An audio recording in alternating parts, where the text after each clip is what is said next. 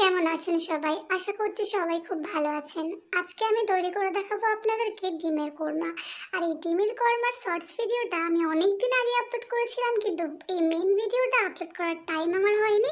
আসলে আমি এডিট করতে পারিনি, তো তার কারণে আজকে হঠাৎ মনে হলো যে বড় ভিডিওটা আপলোড করিয়ে দিই। তো প্রথমে ডিমের কোরমা বানানোর জন্য আমি একটা পাত্রের মধ্যে ডিমগুলোকে নিয়ে সেদ্ধ করে নেব। সেদ্ধ করার পর খোসা ছাড়িয়ে একটা কড়াইয়ের মধ্যে তেল দিয়ে ডিমগুলোকে হালকা নাড়াচাড়া করে ভেজে নেব।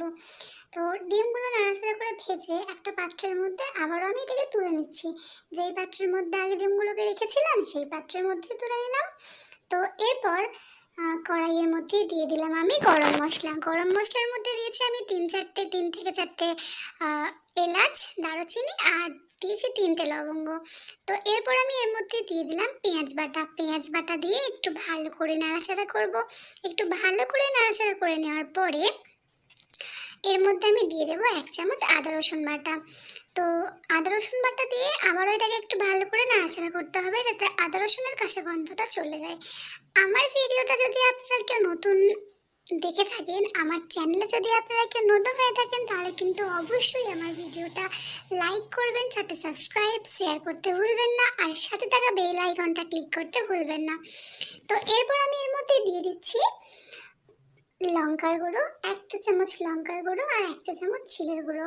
আর একটা কথা বলে রাখি, ডিমের কোরমায় কিন্তু কখনোই হলুদ গুঁড়ো ব্যবহার করা যাবে না, কারণ ডিমের কোরমাতে কখনো হলুদ গুঁড়ো দেওয়া হয় না।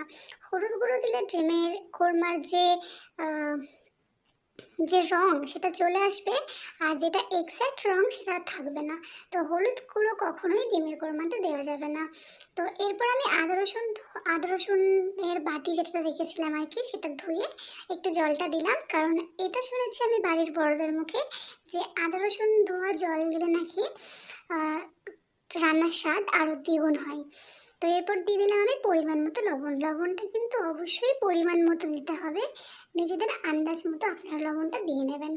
তো এরপরে আমি এর মধ্যে দিয়ে দিয়েছি কাজু কিশমিশ আর কাঁচা লঙ্কার একটা পেস্ট, যেটা আমি ভিডিও করতে ভুলে গেছিলাম, যে ক্লিপটা আমার কাছে নেই, কিন্তু আমি আপনাদেরকে বলে দিলাম আপনারা কিন্তু অবশ্যই কাজু কিশমিশ আর কাঁচা লঙ্কার পেস্টটা দেবেন। আমি হয়তো প্রথমে কাজু কিশমিশ আর কাঁচা লঙ্কার ছবিটা দেখিয়েছিলাম, কিন্তু পেস্টটা দেওয়ার সময় আমি ভিডিওটা করতেই ভুলে গেছিলাম।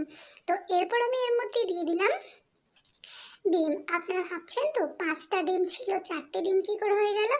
আসলে একটা ডিম ফেটে গিয়েছিল, তাই আমি রান্না করতে করতেই খেয়ে নিয়েছি।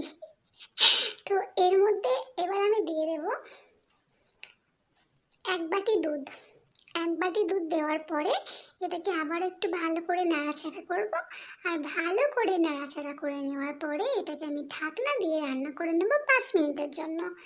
আবারও বলছি, আমার চ্যানেলে যদি আপনারা কেউ নতুন হয়ে থাকেন বা আমার ভিডিওটা যদি প্রথম দেখে থাকেন, তাহলে অবশ্যই আমার চ্যানেলটা সাবস্ক্রাইব করবেন। চ্যানেলটা সাবস্ক্রাইব করার রিকোয়েস্ট রইল। তো এরপর ডিমের কোরমার দেখুন কালারটা কেমন এসেছে। তো এখানে কিন্তু শেষ না, এর মধ্যে আবারও দিয়ে দিতে হবে 1 বাটি দুধ। 1 বাটি দুধ দেওয়ার পরে এটাকে আবারও ঢাকনা দিয়ে রান্না করে নেব কিছুক্ষণের জন্য। কিছুক্ষণ পর ঢাকনা খুলে এর মধ্যে 2টো কাঁচা লঙ্কা চিড়ে দেবো, আর ওপর থেকে পেঁয়াজ বেরেস্তা ছড়িয়ে দেবো।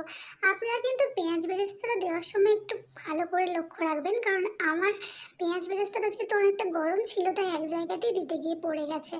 আর দিয়ে দিলাম 1 চামচ ঘি, তারপরে আবার একটুখানি ঢাকা দিয়ে রাখলাম 1 মিনিট বা 2 মিনিটের জন্য।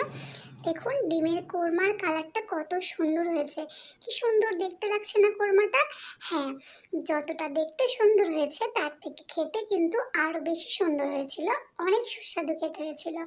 তো এইভাবে যদি আপনারা ডিমের কোরমা রান্না করেন, তাহলে কিন্তু অসম্ভব সুন্দর খেতে লাগবে। দেখা হবে নেক্সট ভিডিওতে।